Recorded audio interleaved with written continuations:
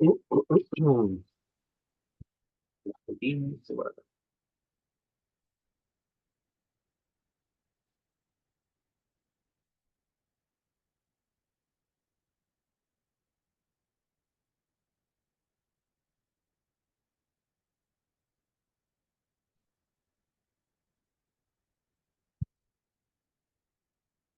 la semana anterior estuvimos viendo la llegada de el cristianismo a América Latina o América con Colón en el año 1492. El cristianismo que llega a estas tierras es un cristianismo pretridentino antes del Concilio de Trento. Es un cristianismo medieval, por tanto, supersticioso, idólatra, corrupto, inmoral. Y es un cristianismo español, diferente a los otros cristianismos europeos, puesto que los españoles tuvieron 800 años bajo la influencia del Islam y después fueron expulsados por medio de una guerra santa, expulsando a los infieles, imponiendo la fe cristiana por medio de la fuerza de las armas, como es costumbre en el Islam. Y cuando van a llegar a América, van a emplear la misma estrategia, los mismos principios, o esos van a ser sus, su referencia para establecer el cristianismo también acá en América. Los protestantes, cuando llegaron a América, vieron a los pueblos originarios como una especie de subhumana, que no eran humanos, por lo tanto, procedieron a exterminar a todos los pueblos originarios de América del Norte. Fueron, lo más curioso y contradictorio, fueron protestantes, pietistas, puritanos, metodistas, anabaptistas, entre tantos otros, que sufrieron persecución, opresión de los países donde ellos venían de parte de la religión estatal. En Inglaterra, el anglicanismo; en Escocia, la iglesia presbiteriana; en Suiza y en los Países Bajos, la iglesia reformada y el catolicismo romano; en otros sectores, y la iglesia en Alemania, la iglesia luterana. A todas las minorías fueron perseguidos cruelmente, como los anabaptistas, y otros sufrieron una especie de discriminación, marginación u opresión. Por eso se van a los Estados Unidos, a las colonias de, inglesas, pero al mismo tiempo van a practicar los mismos abusos y son mucho más crueles para con el trato de los pueblos originarios de Norteamérica. Cuando llegaron los españoles, que eran católicos romanos en América Latina, hubieron dos personas que se destacaron en proteger a los pueblos originarios. Recuerda los nombres, hermano Jorge, hermano Boris, de estas dos personas que defendieron a los pueblos originarios.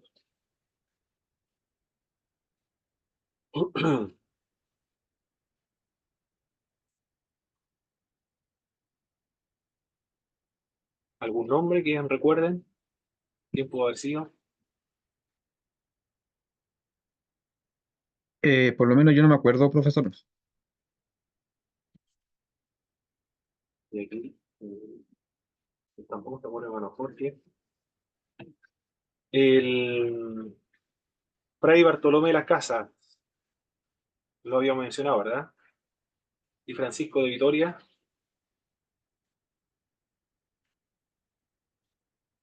o no recuerdan esos dos nombres.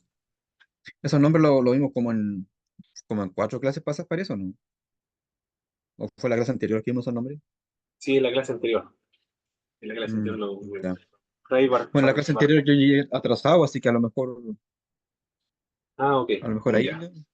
lo vieron. Ah, ok. Muy bien. Fray Bartolomé de las Casas fue uno que defiende a los pueblos originarios y el otro fue Francisco de Vitoria. Él decía que América no estaba esperando ser descubierta, porque ya había mucha gente anteriormente, habían caciques, habían señores sobre sus tierras, tenían súbditos también, por lo tanto ellos eran dueños de sus propias tierras.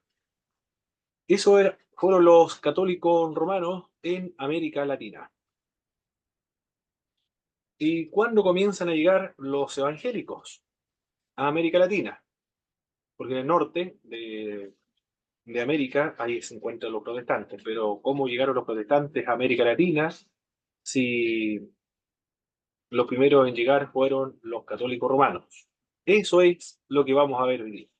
La presencia, la llegada de evangélicos, protestantes, de diversas denominaciones, porque el protestantismo se caracteriza por ser una fe, una confesión pluralista, diversa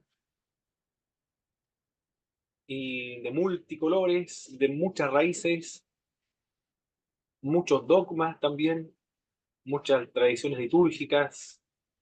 Algunos consideran la Santa Cena como un medio de gracia, como lo hace el luteranismo, y lo ve como una consubstanciación o una coexistencia de los elementos del pan y del vino,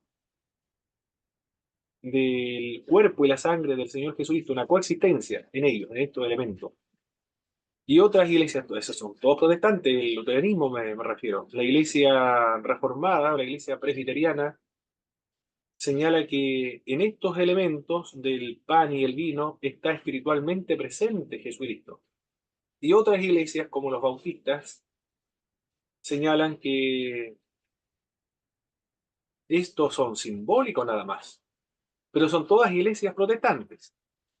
Hay algunas iglesias protestantes y evangélicas que bautizan infantes, porque lo ven como medio de gracia. La iglesia luterana, por ejemplo. Se requiere la fe, por supuesto, para que efectúe realmente lo que se está simbolizando. Y por aspersión, perdón, sí, por aspersión. Y, y otros ven el bautismo como un signo y sello de la salvación, como son las iglesias anglicanas, la iglesia presbiteriana, la iglesia reformada, la iglesia metodista. El metodismo viene del anglicanismo y señala que se debe conservar el bautismo de infante, pero es porque ven el bautismo como signo y sello de la salvación. Bautizan infantes y también bautizan por aspersión. Y otras iglesias protestantes bautizan solamente adultos y por inmersión, que son las iglesias bautistas. Traen esta tradición de los anabaptistas, pero todos son protestantes. Algunos son amilenalistas, otros son postmilenalistas, otros son premilenalistas. Algunos son congregacionalistas, otros episcopales y otros presbiteriales. Es muy diverso el mundo evangélico protestante. Algunos son arminianos, otros son calvinistas. El molinismo todavía no se inserta, por lo menos a grandes rasgos, o no se inserta masivamente en las iglesias protestantes. Pero yo sé que hay algunos pastores de la iglesia del Nazareno, por ejemplo, que han adoptado el punto de vista molinista del punto medio. Es decir, viendo Dios de todos los mundos posibles, ha escogido este el mejor mundo posible para hacer su voluntad tal cual como él deseaba o quería que sucediera. Ese es el punto medio. Viene de, de un sacerdote católico que hizo frente a los protestantes de cómo compatibilizar el, el libre albedrío y la soberanía humana. Ahí surge el molinismo. De esto vamos a hablar, de estos evangélicos que llegaron a América Latina. Llegaron principalmente por temas económicos, llegaron por trabajo, invitados también, para buscar tierra, para prosperar económicamente las nuevas tierras que se les estaba otorgando de parte del Estado. Después de guerras que hubieron acá también, por ejemplo, los chilenos y los argentinos con, con la guerra de Arauco, con los mapuches, y invita a una gran cantidad de europeos, principalmente europeos, alemanes, italianos, suizos, porque necesitaban ellos mano de obra experta en la tecnología, la agricultura y en nuevas tecnologías para trabajar en el campo, la industria, en todo lo que se requería en la fábrica, por ejemplo. Personas que fueran técnicos en diversas áreas. Los antecedentes de la llegada de los protestantes o los evangélicos a América Latina es lo que vamos a apreciar. Estos apuntes son tomados del libro de Ondina González, que es sobrina de Justo González. Y ese libro, Historia del Cristianismo en América Latina, es la tesis doctoral que ella presentó a la universidad donde se graduó en Historia de la Iglesia. Ojalá que continúe escribiendo más libros, Ondina González, que no se quede con ese libro nada más, que siga la tradición de su tío, Justo González. Después cuando fallezca Justo González, lo pueda sustituir su sobrina, Ondina González. Tremendo mentor, ¿eh? Tremendo familiar que tiene Ondina González. La primera incursión del protestantismo en América del Sur estuvo al amparo de las autoridades españolas. El propósito de los colonos alemanes era el mismo de los españoles: enriquecerse por medio de la explotación nativa. En 1555, en Río de Janeiro, un grupo de franceses se establecieron ahí auspiciada por el almirante Gaspar de Coligny. En Carlos V tenía una guerra con los franceses y también una guerra con los turcos, por lo tanto requiere mucho recurso económico, tiene que pagar una deuda y la casa Welser le va a ayudar. Banqueros. Son banqueros que estaban dispuestos a cancelar la deuda a cambio del privilegio de colonizar lo que ahora es Venezuela. Por lo tanto, los primeros evangélicos en llegar a Venezuela fue por temas de negocio. Le dijeron a Carlos V: nosotros te facilitamos los recursos económicos, te vamos a prestar el dinero para que canceles toda aquella deuda, pero sin embargo tienes que concedernos a nosotros la, el privilegio de conquistar o colonizar Venezuela. Entre los líderes alemanes de la colonia que se estableció allí en 1529 se contaba un hijo de uno de los dignatarios de la Confesión de Augsburgo, de un documento fundamental de la tradición de la Iglesia luterana. La Iglesia luterana es Iglesia Evangélica Luterana. Ese es el nombre oficial de esta iglesia. La primera iglesia evangélica. Tiene ese gran privilegio histórico, ¿eh? La Iglesia luterana, la primera iglesia evangélica protestante. Además de otros muchos luteranos llegaron a aquel lugar, a aquella costa venezolana.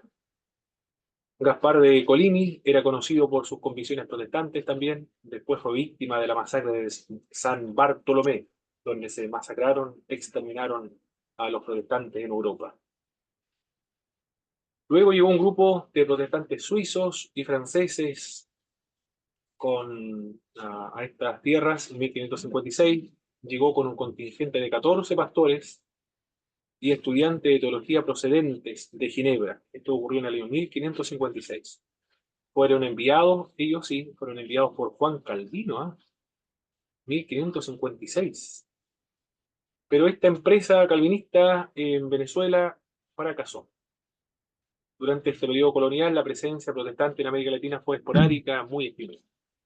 Ningún evangélico echó raíces en estas tierras. Todos se devolvieron. Fue muy efímero. Las misiones protestantes en esta época, en el siglo XVI, efímeras y esporádicas, y vamos a decir que fue un fracaso. Porque no tenía la finalidad de las misiones. Recuerda que era un tema de colonizar, pero no le gustó la tierra, no sé, algo pasó, se devolvieron después a Europa y no vinieron a evangelizar tampoco los nativos. Y además que los protestantes del siglo XVI no estaban interesados en las misiones, porque en cuanto a las misiones, enviar misioneros a otras tierras, abrir iglesias, dijeron ellos, esto era privilegio y responsabilidad que Jesucristo se lo había transmitido solo y exclusivamente a los apóstoles.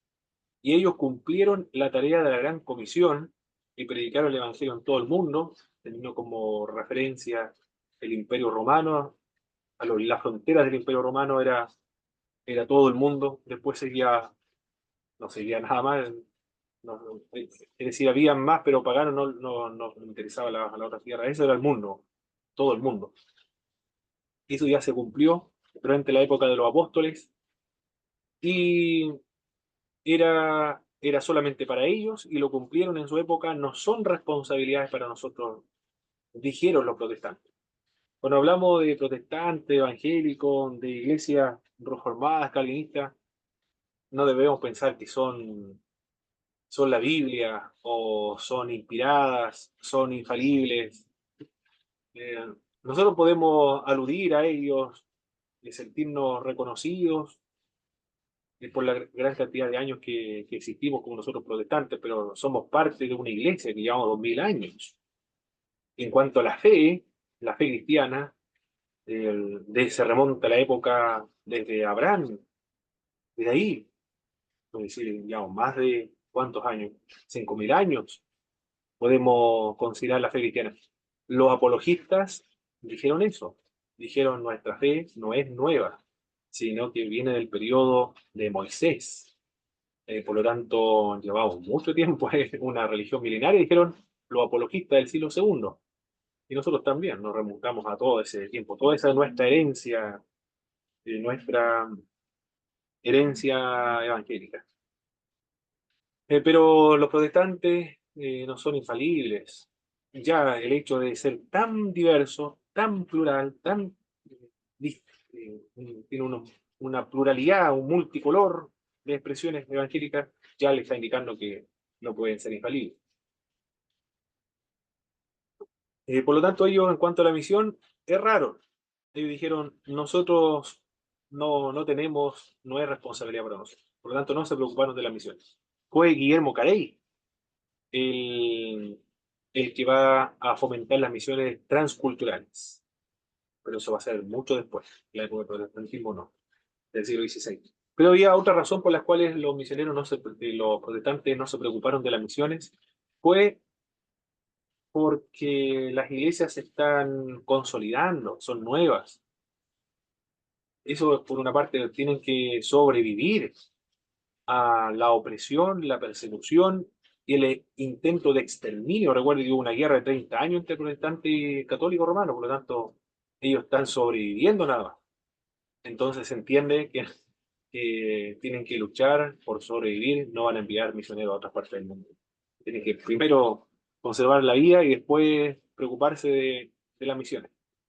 Y lo otro es que ellos están muy preocupados y también van a ocupar todo el siglo XVII en articular la fe, las creencias y el dogma, porque se han desprendido del catolicismo romano.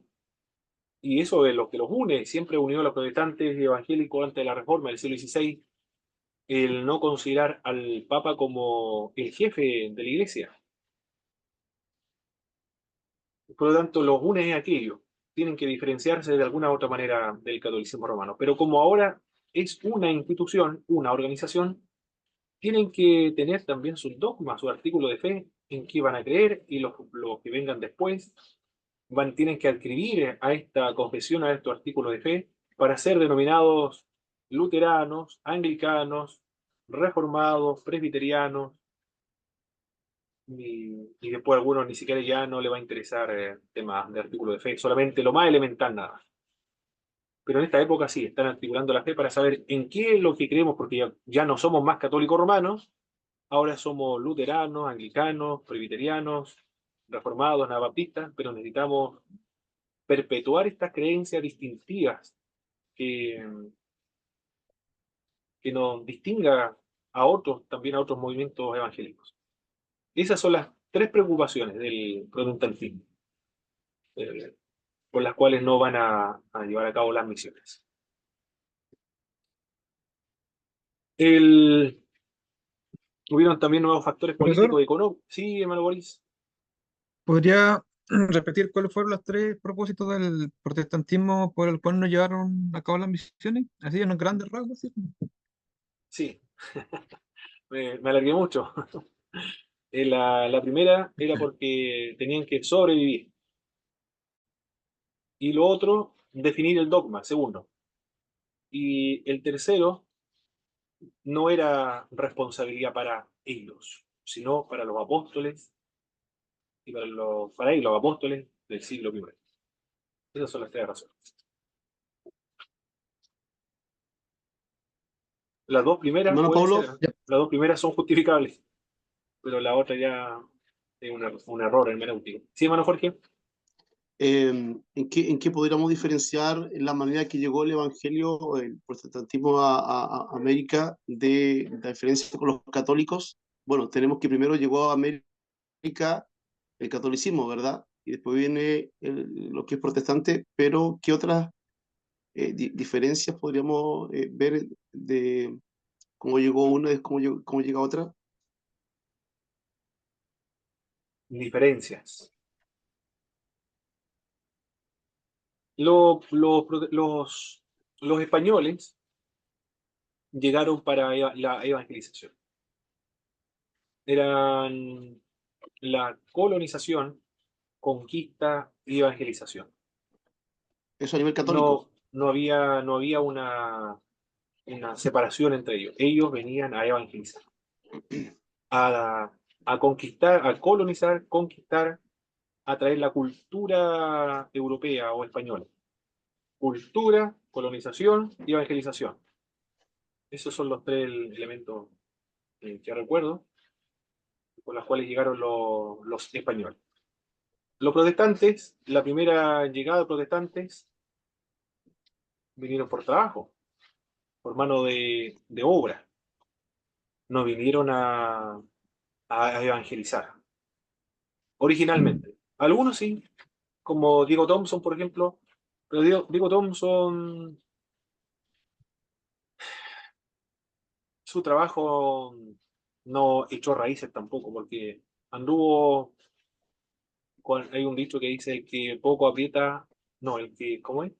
El que Mucha abarca barca, mucho, poca prieta. y mucha eso, vaca, poco aprieta. el que mucho abarca, poco aprieta. Y Sí. Diego Thompson me parece mucho que hizo eso porque andaba en Argentina, en Chile, en Perú, en Venezuela, en Colombia, Eh, se fue no sé cuánto, él después era entró de en Europa. Inglaterra.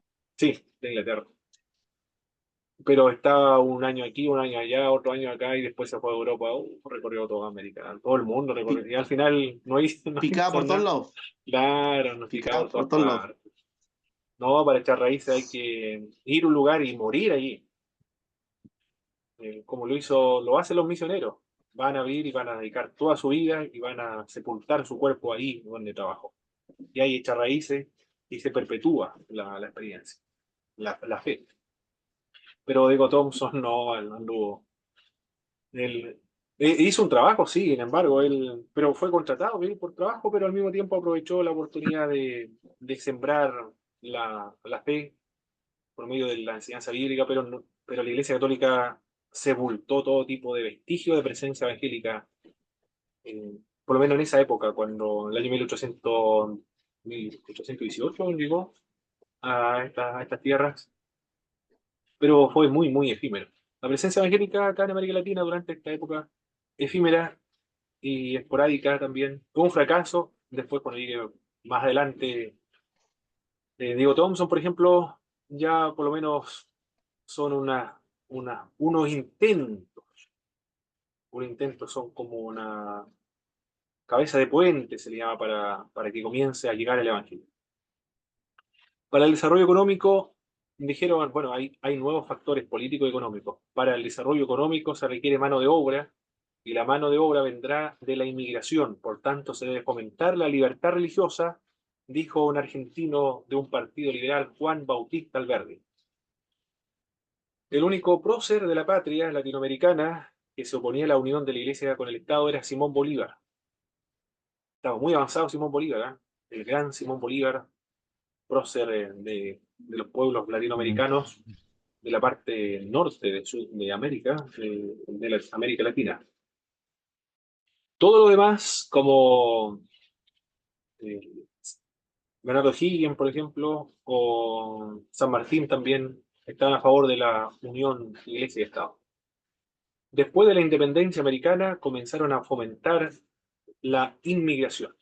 Un ejemplo de esta política era el pensador político argentino liberal Juan Bautista Alberdi. Los evangélicos van a formar alianzas políticas.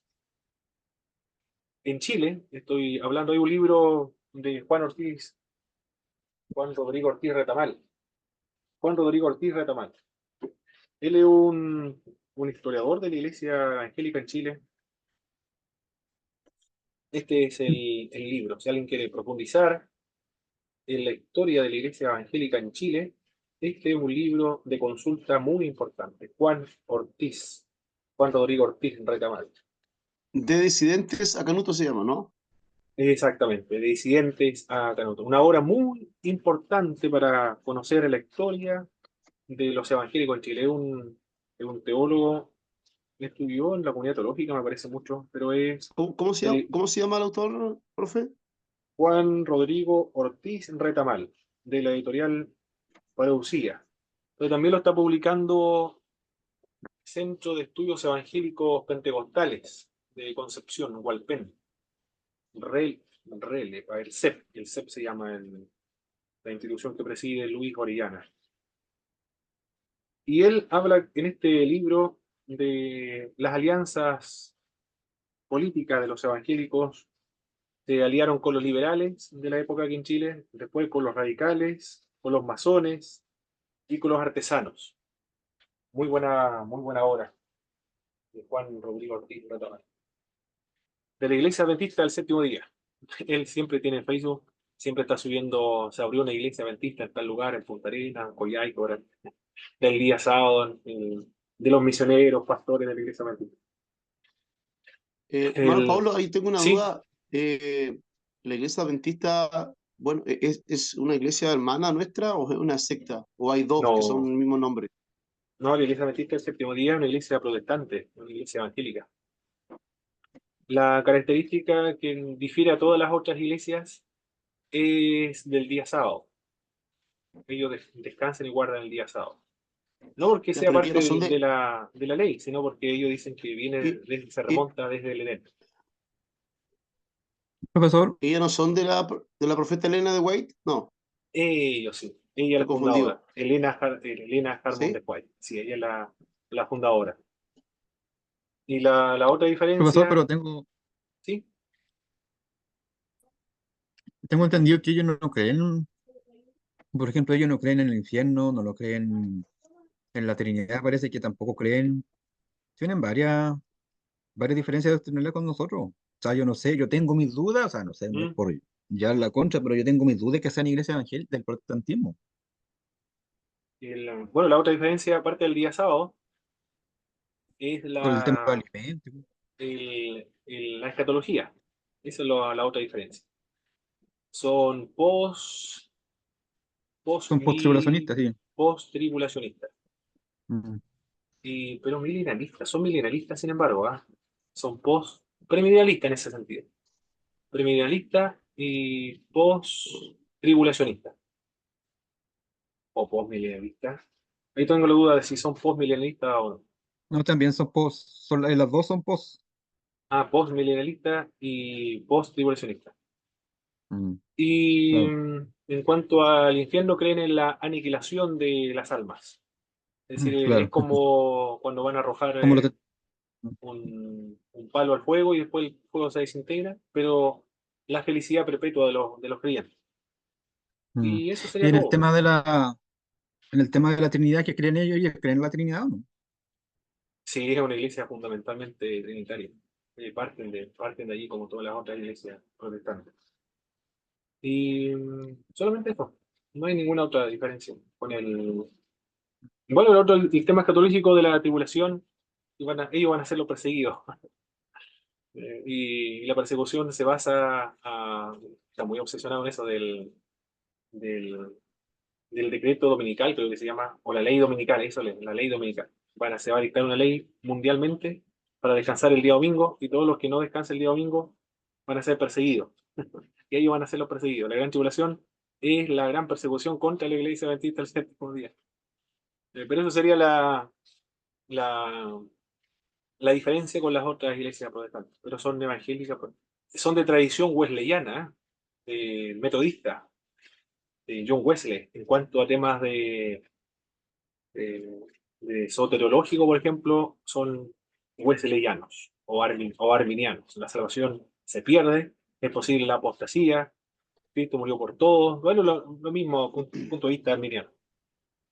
O, s- o sea, quieren también la manifestación del Espíritu, ¿no? Los dones y todo eso. Mm, No son, no son pentecostales. Ah, ya. Sí, son protestantes como los metodistas, por ejemplo. Son más cercanos a los metodistas, porque tienen algunas raíces de ahí.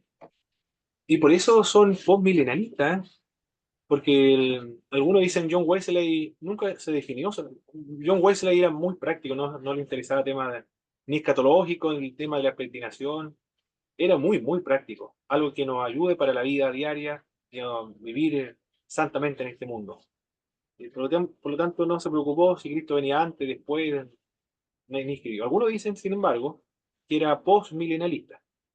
Quizás por ahí viene la iglesia adventista de ser postmilenalista, porque la iglesia es la que va a establecer el reino de Dios, que la tierra le va a preparar la venida a Jesucristo. Por eso se preocupan de temas sociales, políticos, entre otros. Están muy preocupados del servicio y la acción social. Por eso tienen universidades, colegios, tienen la misma política de las iglesias metodistas. El, bueno, estábamos de los liberales. Los evangélicos en Chile se aliaron con los liberales, con los radicales, con los masones y con los artesanos.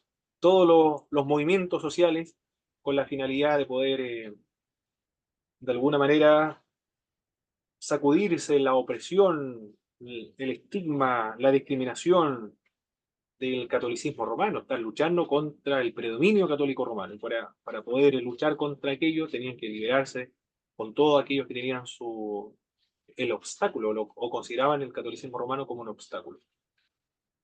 Declaró Juan Bautista Alberdi que gobernar es poblar. También afirmaba que para poblar se debe fomentar la inmigración. Por tanto, se requiere la libertad religiosa porque a los que vamos a traer son europeos, son alemanes, suizos, de los Países Bajos, son británicos, y estas personas son protestantes, no son católicos romanos, por lo tanto deben tener y gozar de la libertad religiosa. Pero no tanto tampoco, dijeron los católicos romanos después. Ellos tienen que celebrar sus reuniones en los barcos, no acá en la tierra. Si cuando ya lleguen acá a la tierra no tengan campanario en sus templos y la fachada no tiene que aparentar una iglesia, tiene que estar una especie de estar oculto, invisible para la comunidad, porque somos católicos romanos. Pero se dio la libertad religiosa. Se necesita la explotación de la tierra, mano de obra ducha o experta para la industria y una base para la democracia. Esas son las razones políticas por las cuales van a invitar a los protestantes a América Latina. En el siglo XIX existió esta política y lo que estableció Juan Bautista Alberdi en Argentina. Esta es la primera iglesia en pie que se fundó en Chile. Había otra más antigua, pero el terremoto la derribó. Y esta es la iglesia, una de las antiguas iglesias metodistas, no sé en qué calle exactamente está. El primer templo protestante construido en América Latina fue la iglesia de Inglaterra, la iglesia anglicana, 1819 en Río de Janeiro. Ellos se pueden sentir muy orgullosos, los anglicanos fueron los primeros en construir una iglesia, ¿no? Un templo. La primera ola de inmigración protestante fue auspiciada por gobiernos liberales, que eran católicos, pero creían que la libertad religiosa era necesaria para la inmigración. El primer culto en Argentina lo dirigió Diego Thompson, de la Sociedad Bíblica Británica y Extranjera. Diego Thompson, ustedes ya lo leyeron para responder la tarea 7, el famoso Diego Thompson. Después de la independencia de América Latina, la gran mayoría eran protestantes, británicos, aunque no todos eran de la iglesia anglicana. Habían escoceses, ellos son de la iglesia presbiteriana, la gran mayoría reformados, que son los de Suiza y los Países Bajos, los galeses también, mayormente metodistas, bautistas, congregacionalistas, y los valdenses, italianos, y los inmigrantes de habla alemana luteranos, reformados, y los menonitas. Todos esos llegaron a América Latina, ¿eh? Después de la independencia de América Latina. Se establecieron en unos u otros lugares de América Latina. El primer culto protestante en Argentina fue el año 1820, fue celebrado por 9 británicos en Buenos Aires.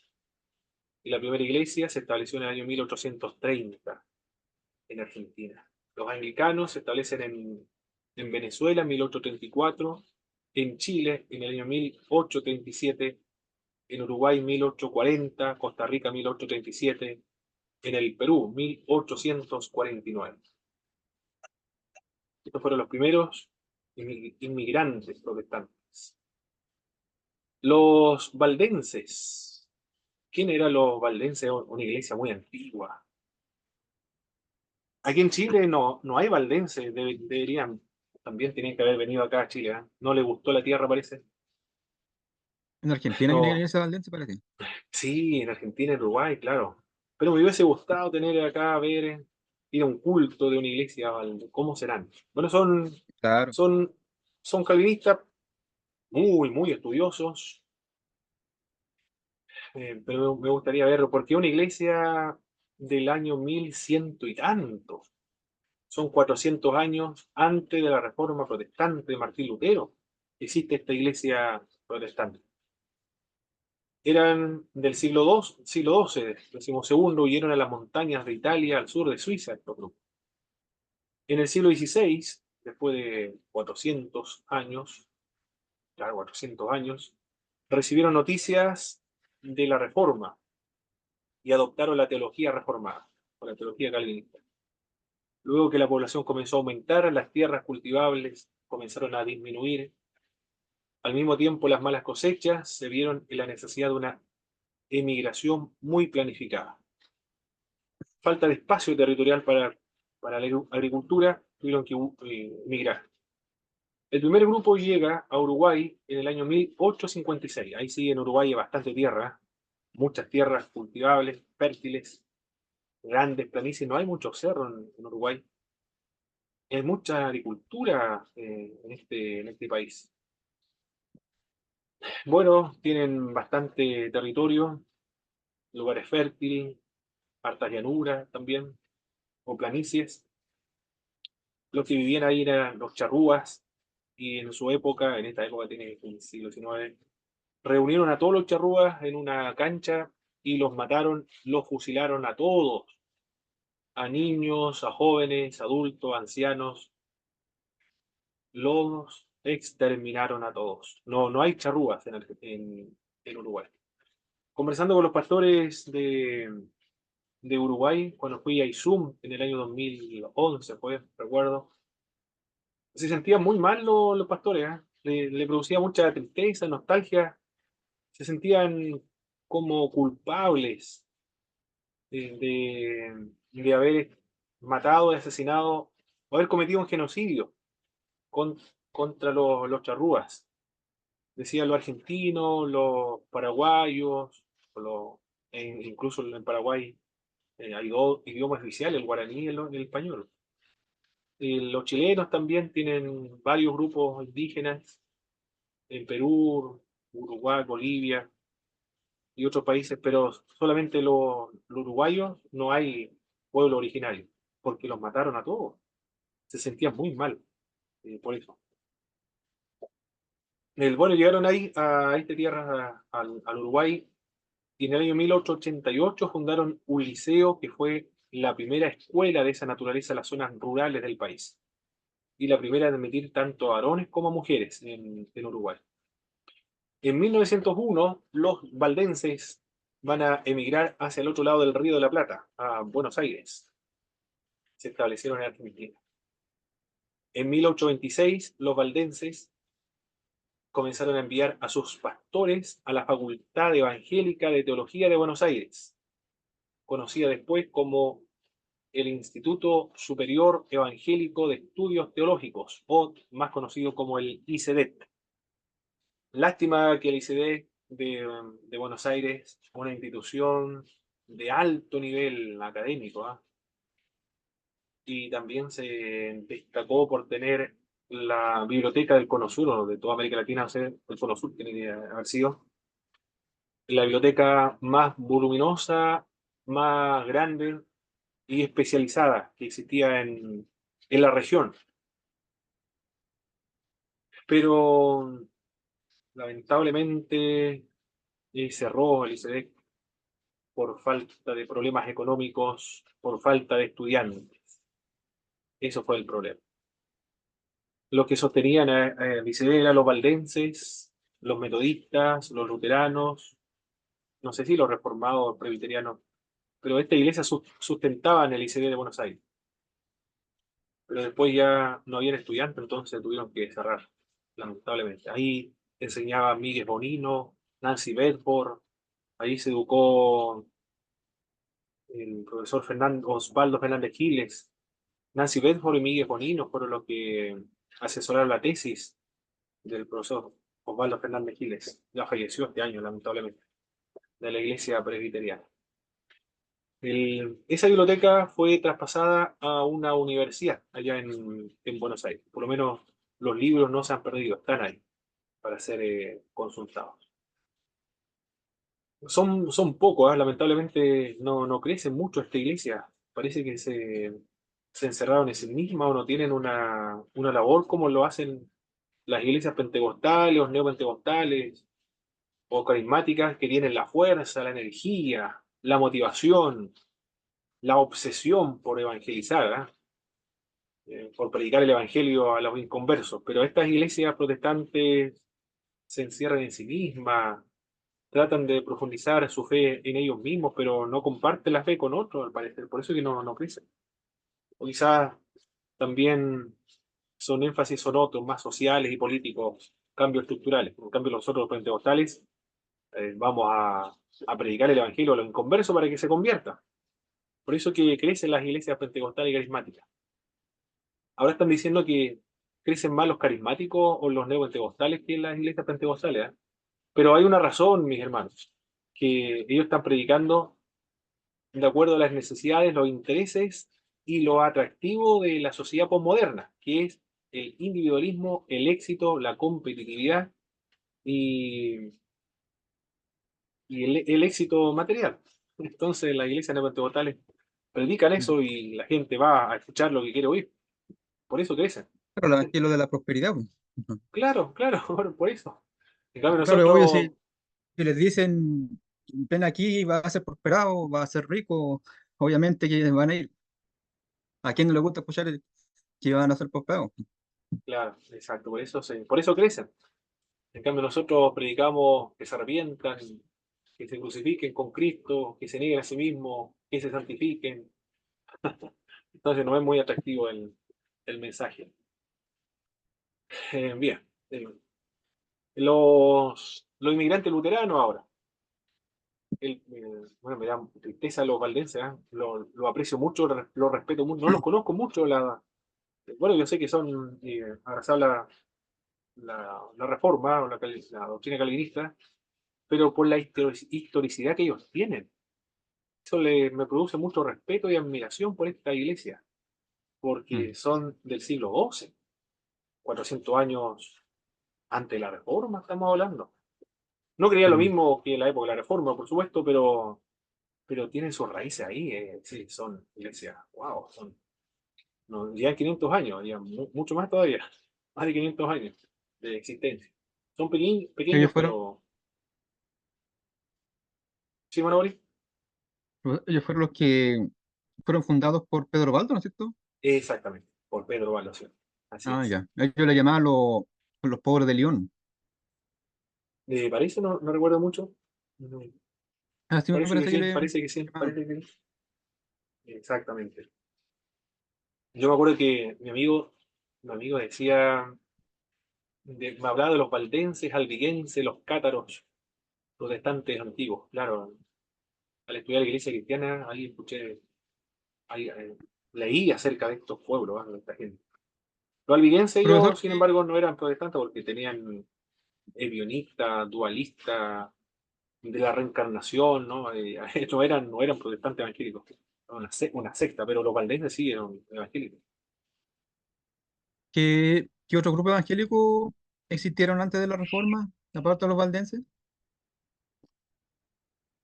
Estos son los únicos que yo recuerdo, ¿eh? Porque los otros eran intentos de reforma, por ejemplo, Wycliffe, Tyndall, pero ellos no formaron organizaciones ni escaparon, ellos huyeron, se fueron, formaron comunidades autónomas.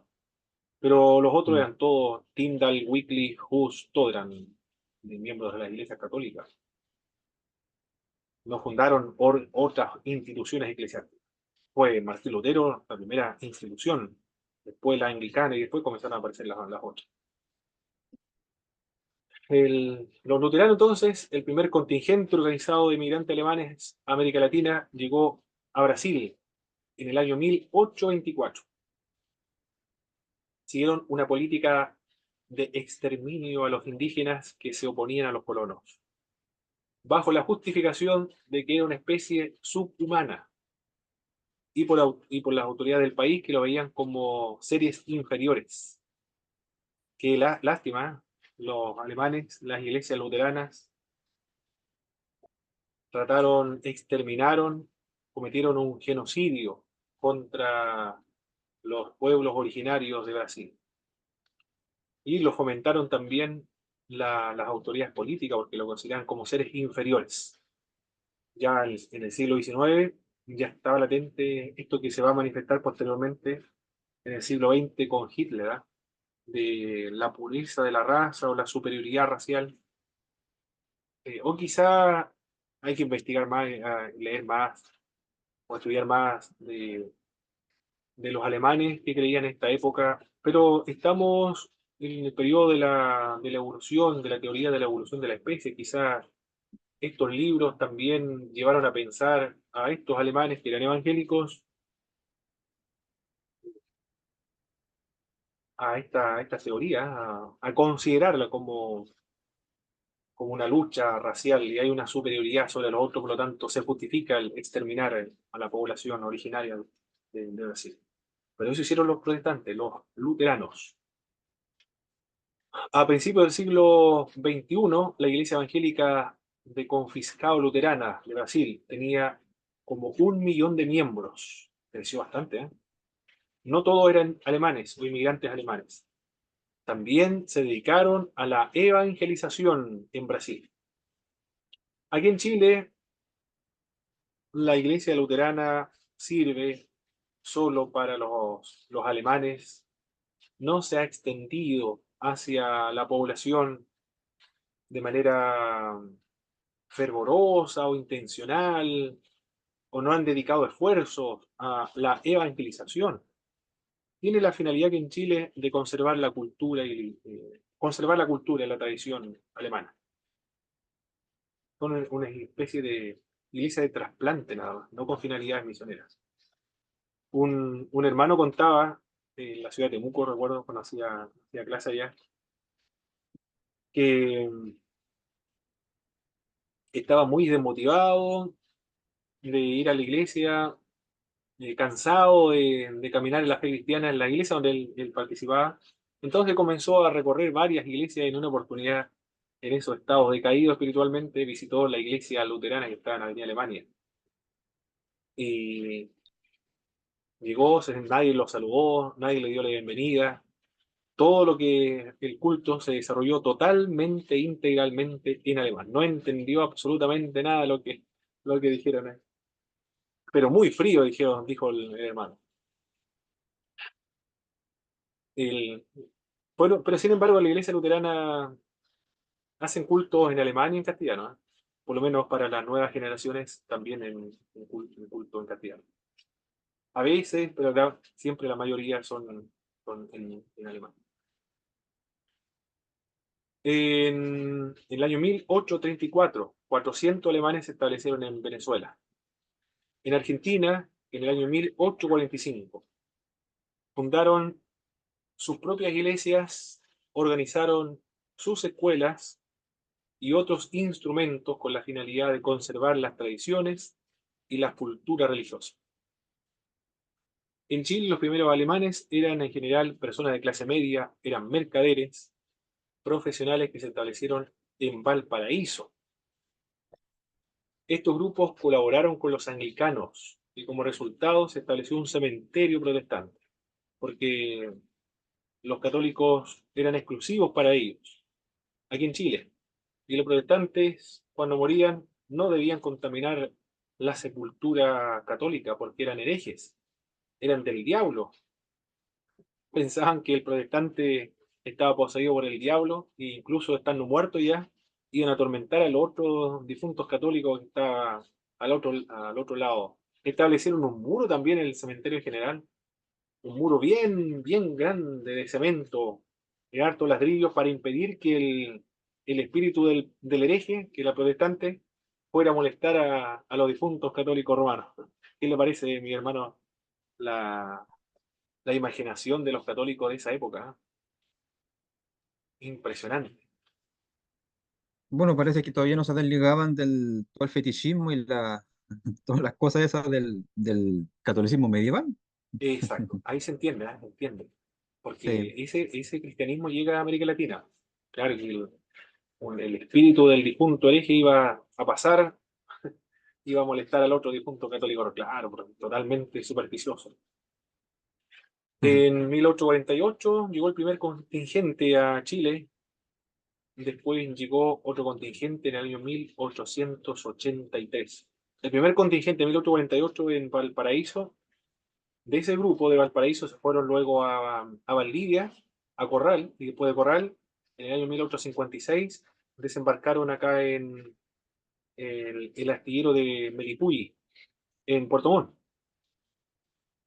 Y después fue el presidente Manuel Montt el que le cambió el nombre. Todo este territorio antes se le llamaba Melipulli. Tres, Melipulli, tres tierras significan Mapudungun. Y de hecho tiene, perdón, cuatro tierras. Y de hecho tiene tres escalones, ¿ah?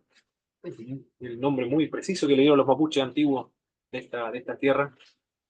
El 1856 se establecen acá en Puerto Montt. Se funda la ciudad de Puerto Montt, pero era para que facilitara la inmigración en la provincia de Yanquihue, porque ellos establecieron un lugar ahí en Yanquihue, se lo entregaron a los alemanes.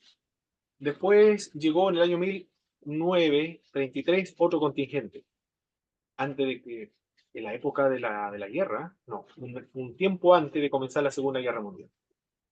Y después, en 1945, otro contingente llega a Chile cuando finalizó la Segunda Guerra Mundial. Ahí lo más probable es que algún nazi venía huyendo, también.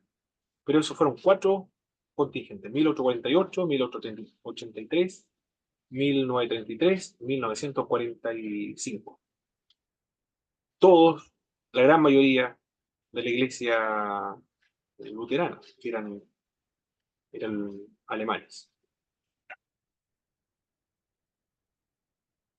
Los inmigrantes en Norteamérica, los Estados Unidos, emigraron a América Latina por razones políticas en torno a la esclavitud y asuntos raciales. ¿Cómo se puede estar usted dando cuenta, mis hermanos? Los protestantes llegaron acá a América Latina para buscar tierras porque el Estado, por temas políticos, es decir, se requería mano de obra. Necesitaban colonizar, por lo menos esta región, la región de los lagos, la región de los ríos también, y después, cuando finalizó la guerra de Arauco, en el año 1881, cuando se funda la ciudad de Temuco, y en el año 1883, cuando refundaron Villarrica, invitaron nuevamente a otro contingente de alemanes, pero era para colonizar, mientras estaban en guerra con los mapuches, desde el Biobío hasta el archipiélago de Chiloé. por el lado chileno, el lado argentino, desde Buenos Aires a la Patagonia, con la guerra del desierto, le llaman en Argentina. Pero esa migración se debió a la colonización, porque necesitaban mano de obra, de expertos, para tener control también sobre el territorio. Y los alemanes, porque necesitaban tierra, nuevos horizontes, nuevos futuros, donde poder progresar económicamente, echar raíces. Ninguno como misionero, como usted puede darse cuenta hasta ahora. Y otros llegaron también por temas de trabajo, por ejemplo, Teodoro Smith, para el topógrafo, para trazar las líneas de la fundación de la ciudad de Temuco, otro relacionado con el telégrafo, otro con el ferrocarril, y así. Todos protestantes, con conocimientos técnicos. Esa es la razón por la cual llegan los primeros evangélicos. Y en América del Norte, los estadounidenses también ingresan por temas políticos, principalmente temas raciales habían. Los primeros inmigrantes eran personas de raza negra que buscaban refugio en las nuevas repúblicas negras que habían sido fundadas en la isla de la Hispaniola o Haití y la República Dominicana. Así comenzaron a llegar de los Estados Unidos a países que se caracterizaba por este color de piel, por ser todos de origen afroamericano. La gran mayoría de negros que emigraron a República Dominicana eran metodistas. El contraste entre las iglesias europeas que se establecieron en América Latina con la finalidad de perpetuar su fe sin compartirlas con sus vecinos, porque esa era la política que siguió la iglesia luterana, la iglesia también anglicana, los cultos se realizaban en ese idioma, la iglesia, la presbiteriana en el idioma inglés. Y los católicos romanos estaban predicando, o sea, desarrollando la misa en latín. Pero ellos, los metodistas que venían de los Estados Unidos, que sufrieron la discriminación por ser negros, tema de esclavitud también, fueron los primeros en evangelizar a las personas de América Latina, en Haití y también en Costa Rica. Ellos sí, compartieron la fe. Esos fueron evangelizadores de las tierras a las cuales llegaron. Pero llegaron ahí porque están huyendo de la marginación, de la discriminación, la persecución. Son como los cristianos del libro de los Hechos. Cuando comienza la persecución, ellos huyen y mientras tanto van predicando el Evangelio. Algo similar ocurrió con los metodistas de los Estados Unidos. Llegaron los inmigrantes afroamericanos, no solo llegaron a la isla con la finalidad de mejorar su situación económica, sino también para compartir la fe con las personas que vivían allí. Los menonitas, por otra parte, hemos visto los valdenses, los luteranos, los metodistas de los Estados Unidos que se fueron a Haití y a Costa Rica, y ahora los menonitas. Aquí en Chile hay menonitas también, pero como son muy o tan reservados, herméticos, conservan su cultura, sus tradiciones, no se juntan mucho con la sociedad, son una especie muy radicales. Lo veo un poco a los monjes, son Ujú. como monjes, pero protestantes, evangélicos. Claro que ellos se casan, forman familia, pero son muy rigurosos. No tienen celular, no tienen tecnología. Los tractores que usan son tractores, le sacan los neumáticos y le ponen estas ruedas antiguas de fierro. Bueno, no todos son iguales, sin embargo en Estados Unidos son más, algunos sí usan celulares, por ejemplo, son más tecnológicos. Hay de todos dentro de los menonitas. Los menonitas son protestantes o son reformados. Si hablamos antes del siglo XVII, cuando hablamos de reformados, son todas las iglesias evangélicas protestantes. Son sinónimos de iglesias evangélicas. Pero en el siglo XVII en adelante, reformados son calvinistas. Esta iglesia era una iglesia protestante, una iglesia reformada, pero de la línea o del ala de la reforma radical, son anabaptistas. Como son anabaptistas, bautizan por inversión y solamente a los adultos. Esa es la característica de los anabaptistas. Menonitas porque su seguidor es, o el que sigue esta línea de los anabaptistas, es Simon Menon. La otra característica de ellos es que son pacifistas. No emplean la fuerza de las armas. No iza la bandera, no le rinden honor a la bandera tampoco, porque no hacen el servicio militar, porque rendirle honor a la bandera es parte del servicio militar, de la guerra, y ellos no van a emplear jamás armas. Existen colonias en México, en Bolivia, en Argentina, pero sobre todo, y donde hay más cantidad de menonitas, es en Paraguay. Huyendo de la persecución en Europa, se establecieron los menonitas en Rusia. Esto es lo triste de los menonitas, siempre han sufrido persecución de parte de los estados sufrieron persecución de parte de los luteranos, del Zwinglio, de Calvino, de los católicos romanos, de los anglicanos, todos estaban en contra de estos grupos, porque eran muy radicales, por eso. Porque no reconocían el bautismo de las otras iglesias anglicanas, presbiterianas o luteranas. Pero también lo otro es que no emplean las armas. Ese es el otro problema. No sé si será problema o no. Porque ellos no lo consideran problema. Ellos dicen, cuando hay una guerra o están en peligro de muerte, huyen, se escapan para sobrevivir. Y si hay peligro en lugares donde ellos han huido, se trasladan a otro país. Porque ellos dicen, nosotros somos peregrinos nada más, no estamos arraigados en un cierto territorio, no estamos obligados a defender un territorio empleando la fuerza de las armas. Si quieren invadir cualquier país, puede quitarnos las tierras, nuestro país no nos interesa porque nosotros somos peregrinos de todas formas en esta tierra, nosotros somos ciudadanos de la patria celestial, por lo tanto, donde nosotros vayamos, esa va a ser nuestra patria. Por eso que ellos no lo ven como un problema en ese sentido. Nosotros sí lo veríamos como un problema, el no emplear las armas para defendernos frente a una invasión. Los luteranos, los anglicanos, los presbiterianos, todos se defienden y luchan, y hubo una guerra entre católicos y protestantes. Los menonitas no lucharon contra los católicos, huyeron nada más. En Rusia huyeron porque se le obligó el servicio militar, y luego emigraron a Canadá, con la condición de que se le respetaran sus tradiciones y su pacifismo. Pero cuando comienza la Primera Guerra Mundial no se le respetó esos acuerdos, por lo tanto los menonitas tuvieron que nuevamente emigrar a otro territorio. Emigraron al Paraguay. Lo establecieron en el Chaco paraguayo. Y el lugar donde se establecieron estaba en disputa con los bolivianos. Qué triste, ¿eh? Huyendo de Rusia, huyendo de Canadá, de las guerras, y ahora estalló la guerra en el siglo XIX, a mediados del siglo XIX, con los bolivianos. Se enfrentaron a una guerra del Chaco paraguayo, la guerra del Chaco. Pero Paraguay respetó las tradiciones y la cultura de los menonitas, no lo obligaron a pelear.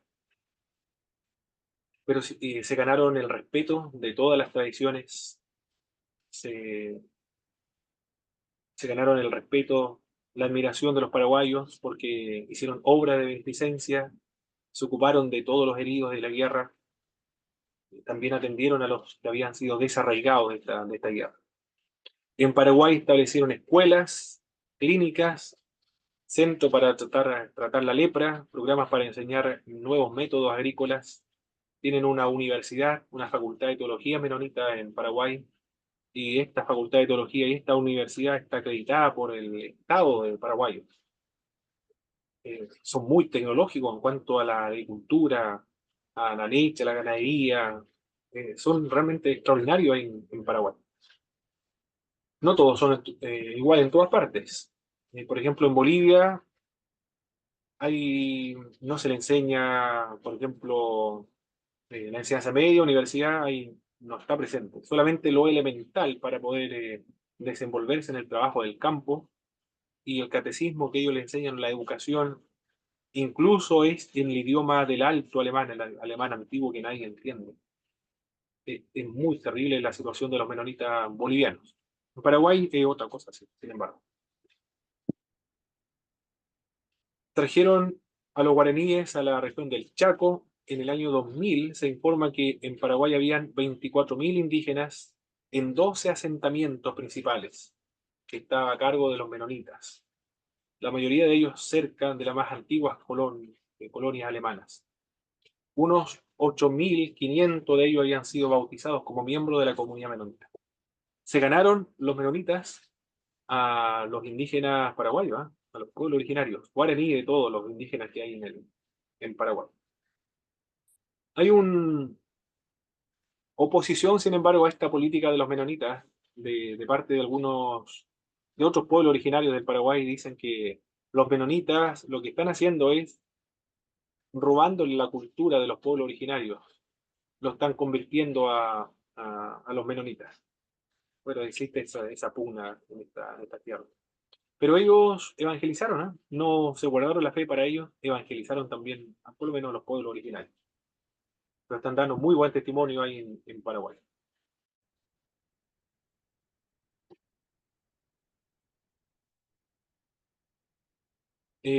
Acá tenemos la imagen de Diego Thompson, el precursor de las misiones protestantes en América Latina. La imagen de Diego Thompson. Esto en el siglo XIX, a comienzos del siglo XIX.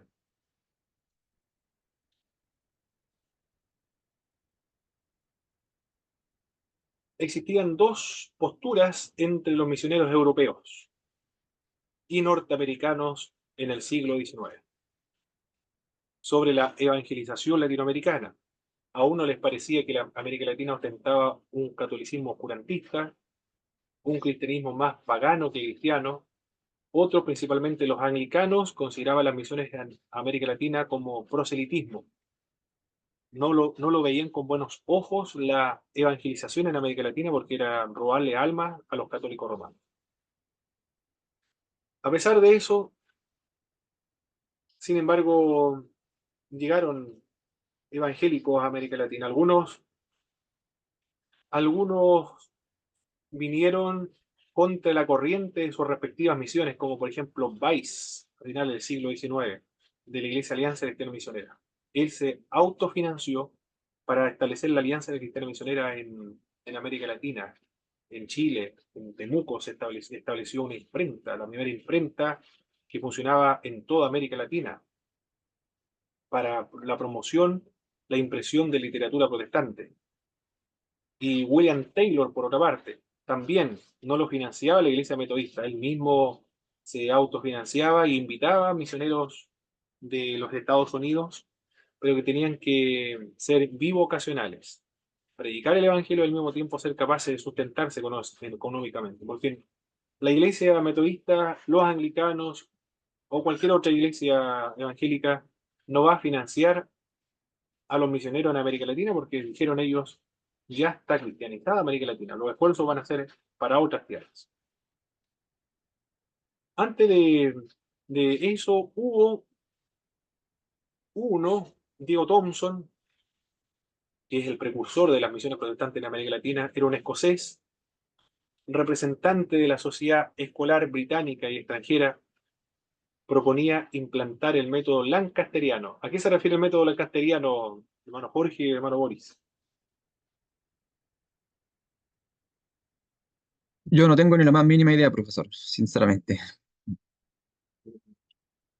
Ah, no. Entonces, no han respondido todavía la tarea número 7. Ahí estaba la tarea 7 del cristianismo latinoamericano. Porque ahí estaba, en ese documento. Ya, Era el método lancasteriano, se dio en honor a su fundador, un cuáquero, Joseph Lancaster. Los cuáqueros son protestantes también, son evangélicos. No, evangélicos, no, protestantes, tenemos que decir. Bueno, protestantes evangélicos son sinónimos. Por ejemplo, la iglesia luterana, que se considera una iglesia protestante, el nombre es Iglesia Evangélica Luterana. Por lo tanto, se puede utilizar en sentido sinónimo o como sinónimo, intercambiablemente. Los cuáqueros no tienen bautismo, no tienen Santa Cena, no tienen un coordinador, no tienen un predicador, una liturgia. Van, se sientan a una hora llegada. Cuando alguien comienza a temblar es porque Dios lo está estimulando a predicar, da su mensaje, luego se sienta y todos quedan felices porque Dios habló en esa iglesia. Son una especie de místicos, ¿ah? Como pentecostales, pero son diferentes de los pentecostales. Sin ninguna preparación, todo es espontáneo, todo esperan en oración a que Dios hable. Y siempre alguien va a comenzar a temblar es porque Dios le está hablando. Esas son las liturgias de las iglesias cuáqueras. El método lancasteriano lo estableció un cuáquero, Joseph Lancaster. Bueno, no lo creó él, pero lo promovió ampliamente. Consistía el método lancasteriano en enseñarle a leer a las personas, empleando como libro de texto la Biblia, y los más adelantados le enseñaban a los estudiantes menos avanzados. De eso consistía este método lancasteriano. Visitó Diego Thompson América Latina por Buenos Aires en el año 1818. En el año 1821 recibió una invitación oficial del gobierno chileno para ir a establecer escuelas lancasterianas a Chile. Llegó a Santiago en el año 1821. Traía consigo 60 Nuevos Testamentos. Fue recibido por Bernardo Higgins, se le asignó una amplia aula en la universidad para que fundara allí su escuela. Luego recibió una invitación de José de San Martín, el libertador de Perú, para ir a esa nación. En el año 1824 decidió ir a Colombia. Llegó a Bogotá en el año 1825. Visitó Trinidad, Barbados, Antigas y otras islas que eran parte del Imperio Británico, distribuyendo Biblias, buscando apoyo para su empresa. Visitó Venezuela, Haití, Puerto Rico, Cuba. En el año 1835 viajó a Jamaica, 1837 a Cuba. Regresó a México en el año 1842. Viajó a España, Marruecos, Andorra, Francia, Portugal. Parece que no era casado. Voy a ver mal la historia de Diego Thompson. No creo que haya estado casado tantos viajes y tanto tiempo, 1810 hasta el año 1844. Regresó a Gran Bretaña y murió. Casi toda su vida viajando este hombre. Impresionante. No creo que haya tenido familia por tanta ausencia de tantos países que recorrió. O'Higgins y San Martín y Bolívar favorecían el trabajo, no porque le interesaba el trabajo de Diego Thompson, no porque estaban interesados en el protestantismo, sino porque lo consideraban como un valioso aliado, la iglesia protestante o evangélica o la fe protestante, contra el catolicismo romano. Como muchos misioneros protestantes, Thompson estaba convencido de que la fe, la educación y la democracia iban juntos. Esto va a ser criticado después en el Pacto de Lausana. René Padilla, en el año 1978, 74, creo que se desarrolló el Pacto de Lausana. René Padilla dijo que los misioneros norteamericanos y los misioneros británicos no nos trajeron el evangelio puro a nuestras tierras, sino que nos trajeron un evangelio contaminado con la cultura materialista y consumista de Occidente. Tremenda crítica que le planteó Padilla a los evangélicos, ¿eh? En el Pacto de Lausana. El Pacto de Lausana determinó qué hacer o qué lineamiento va a seguir la Iglesia Evangélica de esa época en adelante en cuanto a las misiones mundiales y la evangelización mundial. Acá estos misioneros de esta época, la cultura europea y la evangelización, la democracia, la educación, todo es lo mismo. Ellos llevaban el evangelio porque lo confundían con la civilización europea. No llevaban el evangelio puro. Andrew Milne, un escocés, en el año 1864 se le nombró para trabajar en América Latina a nombre de la Sociedad Bíblica Americana. trabajó en Uruguay, en Argentina, en Chile, en Perú, organizó los primeros cultos en español en Buenos Aires. También John Thompson, alcance de nombre nada más con Diego Thompson, no somos familiares, predicó el primer sermón en español en Argentina. El mayor logro fue la conversión de Francisco Pensotti, que fue enviado a Perú en el año 1888 para supervisar la obra de la Sociedad Bíblica Americana. Estuvo 8 meses en el calabozo por distribuir Biblias. Luego de su liberación formó una congregación evangélica y luego esta congregación evangélica se unió a la iglesia metodista. Ahí tenemos los primeros, el primer precursor de las misiones protestantes, Diego Thompson, y el papel de las sociedades bíblicas que enviaron Andrew Milne y Francisco Pensón. Diego Thompson no solamente era protestante, sino que también era masón. La duda que existe con respecto a Diego Thompson es quién lo envió realmente. Si fue la Sociedad Bíblica Británica Extranjera o lo envió la masonería para aliarse a los liberales y así socavar un poco la influencia del catolicismo romano en el continente latinoamericano. Esa es la duda que queda con respecto a Diego Thompson, no solamente con él, sino también a otros evangélicos, los que van a llegar a Chile, como David Trumbull, por ejemplo, el que está abajo en la fotografía, o sí, en la fotografía.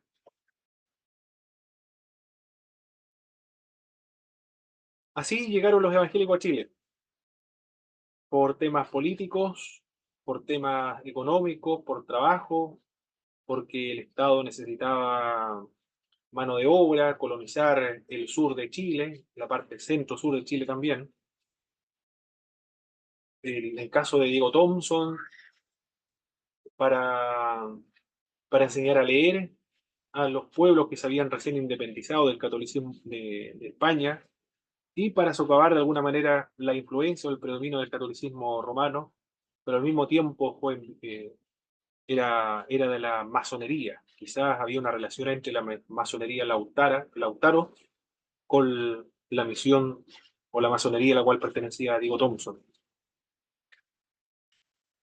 Un misionero, sin embargo, que realmente era un misionero, que va a tratar de ganar a conversos para la causa del Señor Jesucristo, era Alan Gardiner, un misionero y un mártir en la Patagonia. Los misioneros los anglicanos se oponían a enviar misioneros a América Latina porque lo consideraban ya cristiano, o estaba muy cristianizado, porque estaba la presencia del catolicismo romano. Pero los anglicanos determinaron que los pueblos originarios de América no le ha llegado el Evangelio, por lo tanto, es responsabilidad de los anglicanos el ganar a los pueblos originarios. Allen Gardiner se preocupó de esta tarea. Él se limitó a trabajar solamente con los pueblos originarios del continente.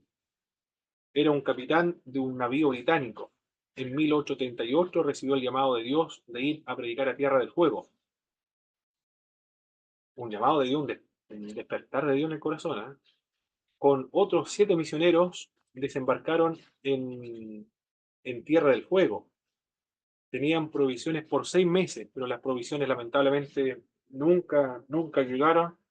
Lo que ocurrió ahí, cuentan otra historia, es que estas provisiones, como desconocían el lugar donde desembarcaron, dejaron las provisiones en una cueva, pensando que nunca iban a tener problemas, pero el mar llegó, porque las olas en invierno fueron tan gigantes que destruyeron y se llevaron todos los víveres y murieron de inanición. Después llegó otro navío y vieron a 7 misioneros, todos muertos, habían muerto por inanición. Había escrito él un diario de vida donde existía la evangelización en Tierra del Fuego. Despertó inspiración estos 7 mártires en Inglaterra. La sociedad misionera patagónica cobró nuevo valor gracias al reporte de estos 7 misioneros muertos en la Patagonia. Y su hijo, el hijo de Alan Gardiner, va a cumplir la tarea o va a completar la tarea que inició su papá. Se hizo cargo de la predicación a los habitantes de Tierra del Fuego, llegó a Tierra del Fuego en el año 1859. Lamentablemente fueron muertos también estos misioneros y luego devorados por los nativos que ellos pensaban evangelizar. El papá y el hijo. El papá murió de inanición, el hijo murió asesinado por los pueblos a los cuales ellos iban a evangelizar. Pero no va a desmotivar a nadie estas muertes o estos fracasos en la evangelización de la Patagonia. Después va a continuar la tarea su nieto, el nieto de Alan Gardiner. Decidió continuar la tarea que su abuelo y su papá habían comenzado. Partió a Chile como médico entre la población indígena, pero enfermó y murió poco día después de su llegada. El papá, Alan Gardiner, el hijo de Alan Gardiner, el nieto de Alan Gardiner, todos fueron a la Patagonia a ganar a los pueblos originarios para la causa de Jesucristo, pero los tres no pudieron cumplir el objetivo. ¿Qué les parece, mis hermanos, la labor de Alan Gardiner? ¿Era de Dios o no era de Dios que fueran a evangelizar a los pueblos originarios de la Patagonia?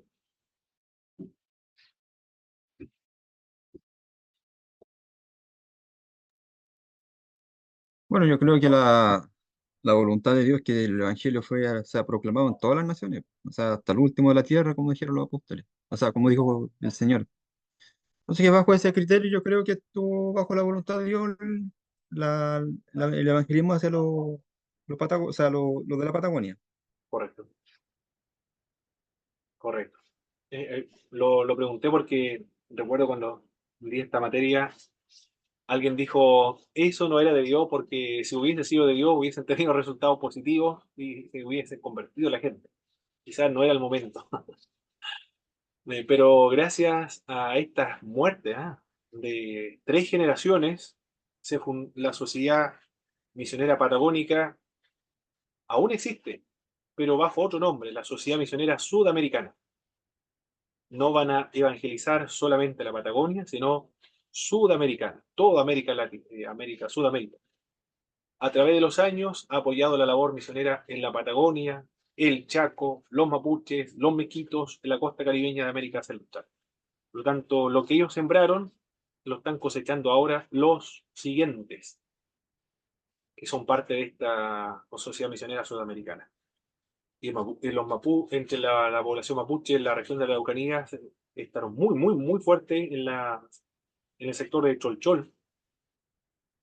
Y en los campos hay muchas iglesias anglicanas.